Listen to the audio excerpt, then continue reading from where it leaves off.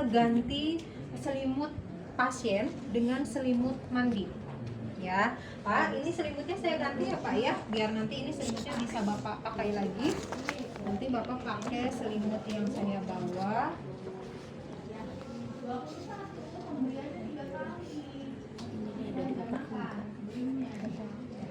Ya aku anjuran baik, sabar.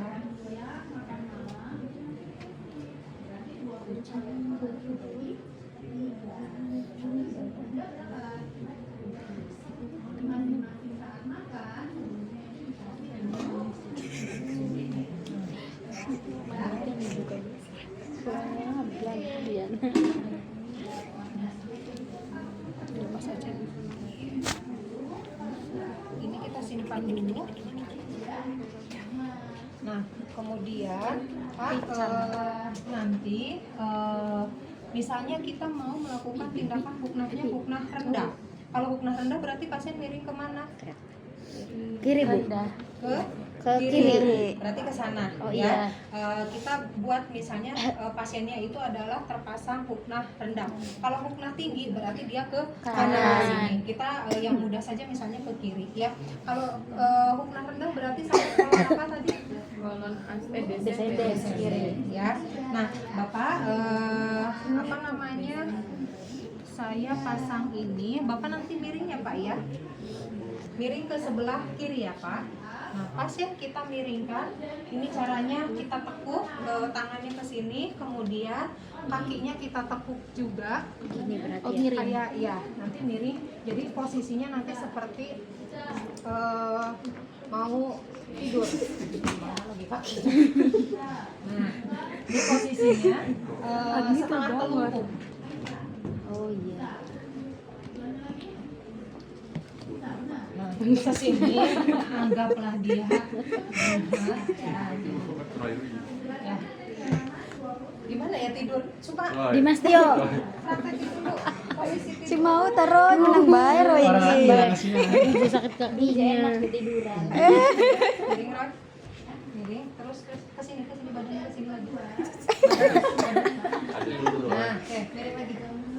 Nah, gini. Ya, jadi posisinya ini setengah telungkup. Jadi supaya kita memudahkan ketika kita memasangkan si rectal tube-nya ini.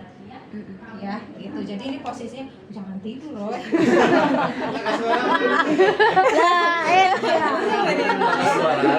Aduh. Ya, jadi posisinya adalah setengah telungkup. Cuma kok udah tidur besak. Ini ya, nah seperti ini. Jadi nanti celana bagian bawahnya dilepas, gak usah dilepas semua juga nggak apa-apa. Dan niat banget ya. Wah, Diana baik ya, Di. Nah, jadi kenapa kita ganti selimut mandi dengan selimut utama dengan selimut mandi atau selimut yang ada di pasien? Khawatirnya tadi pasien ingin langsung buang air besar gitu ya. Jadi kita menggunakan selimut mandi. Nah, posisinya nanti seperti ini, kemudian kita pasang perlak. Kalau belum ada perlak atau underpad, kita pasang perlak atau underpad di di area sini ya. Jadi tengah-tengah tempat tidur, sama seperti ketika kalian melakukan tindakan bed making. Oh iya. Ya, kalau bed making kan ininya di bawah. Atasnya itu dialasin lagi menggunakan stick laken. Kalau ini nggak usah gitu ya. Nah, jadi posisinya begini, kemudian kita pasang perlak.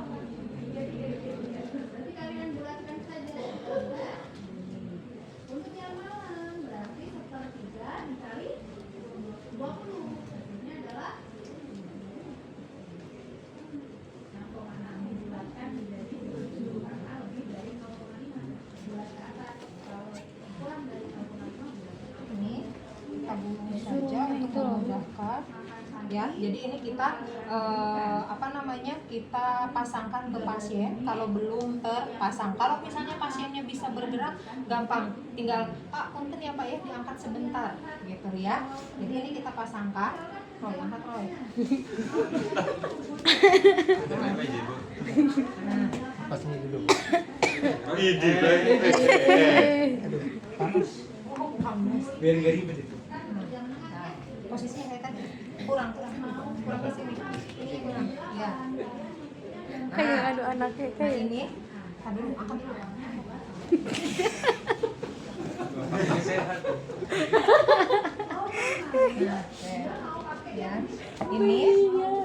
Ya, ini kita pasangkan ya. Kalau memang tadi belum terpasang, tapi kalau sudah terpasang ini yang rapi ya. Nanti yang rapi. Kalau sudah terpasang ya syukur, alhamdulillah sudah dipasang dari awal gitu ya. Nah, kemudian karena ini hukmah rendah, tadi kita siapkan ini, kita gantung ini kurang lebih 30 cm dari anus ini. Jadi dari anusnya pasien itu kurang lebih maksimal 30 cm. Kalau huknah tinggi berarti kita naikkan lagi kurang lebih 4 sampai 45 cm. Ini kita naikkan lagi sedikit. Gitu ya. Misalnya anggaplah ini kurang lebih 30 cm. Ini kita gantungkan seperti ini. Kemudian Bapak dibuka ya Pak ya, celana bagian bawahnya sedikit kita buka. Kemudian ini kan kita tutupin ya, tetap tapi selimutnya dibuka sedikit gitu supaya kelihatan area anusnya ya. Nah kemudian kita siapkan, tadi misalnya sudah dihangatkan itu kita cek suhunya gitu ya. Dihangatkannya nanti nggak usah di depan pasien, cukup di ruang nurse station, disiapkan hangatnya tadi kurang lebih 40,5 sampai 43 derajat Celcius kalau untuk yang dewasa. Kalau untuk anak-anak itu 37,7 ya. Nah kemudian ini ya, huknah rendah tadi berapa cc? 500 ya. Jadi kurang lebih satu pelabot infus ini.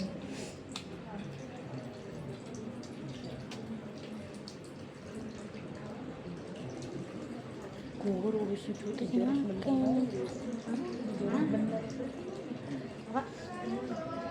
500 loh. Makanya kenapa kalau kita bangun tidur kan suka ada yang langsung minum air hangat, terus ada reaksi pengen buang air besar, ya itu sama aja. Ini juga kurang lebih seperti itu. Cuma ini pada pasien-pasien yang yang tadi misalnya mau dilakukan tindakan pembedahan atau memang mengalami konstipasi gitu. Sebentar.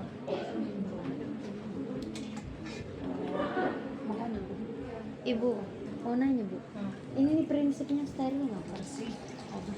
berarti itu sekali pakai atau misalkan ke pasien apa bisa Ininya. diulang? Iya. Makanya tadi Tergantung. saya tidak tahu apakah di rumah sakit itu alat huknahnya ini sekali pakai atau tidak gitu ya. Kalau misalnya kalau ininya mah sebenarnya nggak sekali pakai juga nggak apa-apa, karena kan ini nggak ngaruh gitu ya. Yang paling ngaruh adalah ini yang rectal tube-nya gitu. Jadi kalau misalnya dia sekali pakai ya berarti nanti dibuang, karena nanti alat itu sekarang itu semuanya rata-rata sekali pakai gitu. Jadi nggak ada yang diulang lagi gitu. Tapi ya tadi kembali lagi di rumah sakitnya apakah memang sekali pakai atau tidak ya. Kemudian nah ini nah kan ya.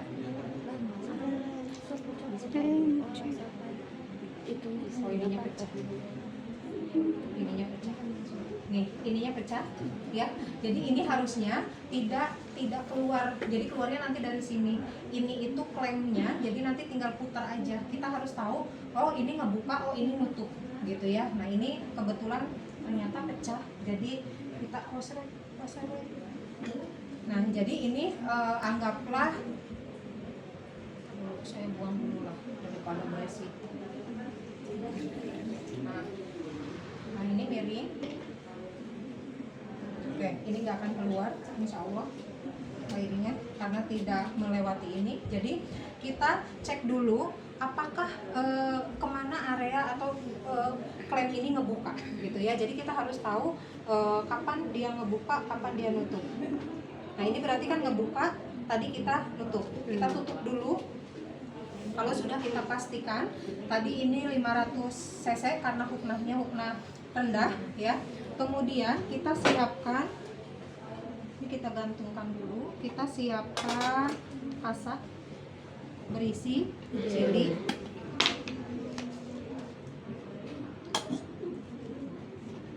Ya, tasa berisi jelly. Kemudian kita juga dekatkan tisu, ya. Kemudian baru kita olesin si apa ini tuh rectal tube-nya dengan jelly.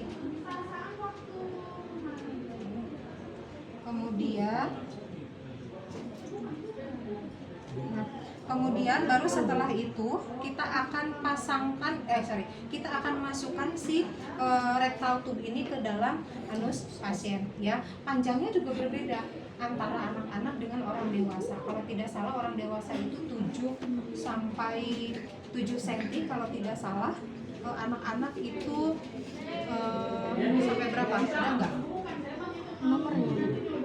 Bukan panjangnya dimasukkan rectal tube, ya, yang digliserin, ya. Ya, jadi kalau untuk rectal tube ini sebenarnya nanti akan ada berbeda ya ukurannya. Ada yang memang untuk orang dewasa, ada yang untuk anak-anak. Jadi sudah disesuaikan. Nah, kemudian kalau sudah diberikan jelly, kita pasangkan atau kita masukkan si rectal tube ini ke anus pasien. Bapak, sekarang saya akan masukkan alatnya ya Pak ya, melalui anus Bapak. Jadi nanti tolong Bapak, ini nanti nggak nyaman Pak. Jadi Bapak bisa tarik nafas, jangan ditahan, karena kalau ditahan nanti malah lebih sakit gitu ya. Jadi nanti saya masukkan, Bapak ikutin instruksi dari saya ya.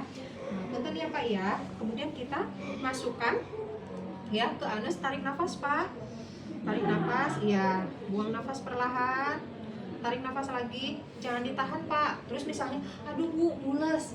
Nah ini kita masukkan, kemudian kita buka konektornya, kita buka, jadi kita selangnya kita buka supaya ini airnya mengalir. Nah kalau sudah masuk semua gitu ya, jadi kalau sudah masuk semua si rectal tube-nya ini, berarti kalian buka klemnya gitu ya, yang tadi supaya airnya mengalir. Nah kalau selama proses pemasangan atau memasukkan cairan ini, nanti pasien misalnya aduh Bu mules gitu ya, Bapak tahan dulu ya Pak ya, ini sedikit lagi airnya, cairannya masuk sedikit ya, jadi harus dihabiskan. Kemudian ini masuk, kita lihat apakah cairannya sudah habis atau belum. Kemudian kalau misalnya sudah habis, baru kita siapkan tisu. Kalau ada kalau ini sekali pakai disposable, berarti kita siapkan plastik untuk nanti membuang si rectal tube-nya gitu ya. Tapi kalau misalnya ini dipakai lagi ya berarti dilap dulu, nanti dicuci lagi gitu. Tapi biasanya ya rectal tube-nya ya dibuang sekali pakai gitu. Jadi kita siapkan plastik gitu ya untuk sampahnya. Ya, jadi kita masukkan, kemudian ternyata ini sudah selesai, misalnya sudah habis, kita tarik ya, si rectal tube-nya kita tarik, kita siapkan tisu, tarik nafas Pak, ya lepas. Nah kemudian kita lepas, kita lepaskan ininya, si rectal tube-nya, kemudian kita buang ke plastik ya. Karena kan ini nanti, mohon maaf, ini kan pasti ada ada BAB-nya gitu ya, ada feses-nya. Jadi ya makanya kenapa ada masker dan lain sebagainya. Kita kan kalau untuk pasien harus tetap APD, masker itu minimal harus tetap kita pakai gitu ya kalau di rumah sakit. Kemudian ini kita masukkan ke plastik ya, ke plastik. Kemudian kita anggaplah ini tuh plastik. Kemudian kalau pasiennya Bapak gimana perasaannya setelah tadi dimasukkan cairan? Apakah sudah ada keinginan untuk buang air besar Pak? Belum, masih sakit. Nah kalau misalnya pasiennya belum mengalami, belum ingin BAB, berarti kita biarkan saja pasiennya, suruh sampai dengan ada respon atau keinginan BAB ya. Nah karena tadi sudah selesai, kita pakaikan lagi celananya, kemudian kita selimutkan ya. Nah, kemudian kalau tadi pasiennya Bapak nanti bisa ke kamar mandi sendiri atau tidak Pak?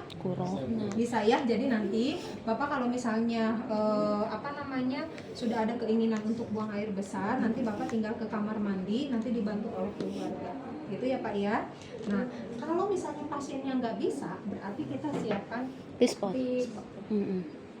Ya, kita siapkan saja, mau itu pasiennya pada saat selesai pemberian cairan baik huknah rendah atau huknah tinggi, dia belum ada keinginan BAB, kita siapkan saja di dekat pasien supaya nanti ketika pasien ingin buang air besar, keluarganya bisa langsung pasang gitu ya. Kalau misalnya ternyata pada saat itu langsung ada reaksi ingin buang air besar, ya kita langsung pasangkan, biarkan pasien ini untuk BAB kalau pasiennya tidak bisa ke kamar mandi gitu. Jadi kalau misalnya pasien yang ingin BAB, posisinya kita kembalikan lagi ke posisi tiduran telentang gitu, iya, ke depan. Jadi kalau misalnya pasiennya pengen buang air besar saat itu juga, berarti posisikan pasien lagi ke posisi semula tiduran, kemudian pasangkan pispotnya gitu. Jadi tunggu aja sampai dengan pasien selesai BAB. Nanti tinggal dibersihkan menggunakan tisu basah atau menggunakan tisu kering. Kemudian kan nggak enak ya kalau tisu kering doang gitu ya. Kalau kita berbeda dengan orang luar, jadi tetap harus kena air. Ya, nah, itu berarti ya tinggal dibersihkan menggunakan tisu basah gitu ya. Kalau pasiennya BAB di tempat tidur.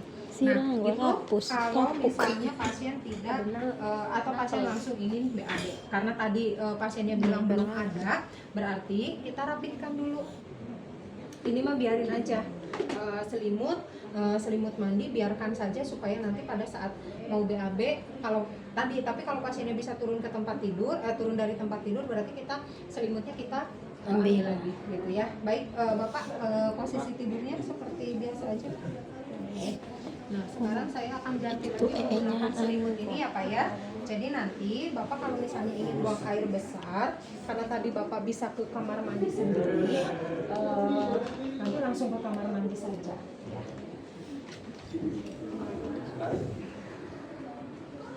Udah. Memang harusnya sudah tetap terpasang si perlak ini gitu, nggak perlu kita ambil lagi ya, kecuali memang kena kotoran dan lain sebagainya baru kita ganti. Nah, jadi nanti Bapak karena ini pemasangannya sudah selesai, kemudian Bapak tadi belum ada keinginan untuk buang air besar, jadi nanti kalau Bapak ada keinginan untuk buang air besar langsung ke kamar mandi saja. Tapi kalau misalnya Bapak nggak kuat untuk turun dari tempat tidur, nanti sudah saya siapkan tempat untuk buang air besarnya, nanti Bapak bisa buang air besar di tempat tidur, dibantu orang tua tadi. Itu ya Pak ya. Baik, sebelum saya kembali ke ruangan, ada yang ingin Bapak tanyakan terlebih dahulu? Tidak ada. Baik, kalau tidak ada, saya kembali ke ruangan. Nanti kalau Bapak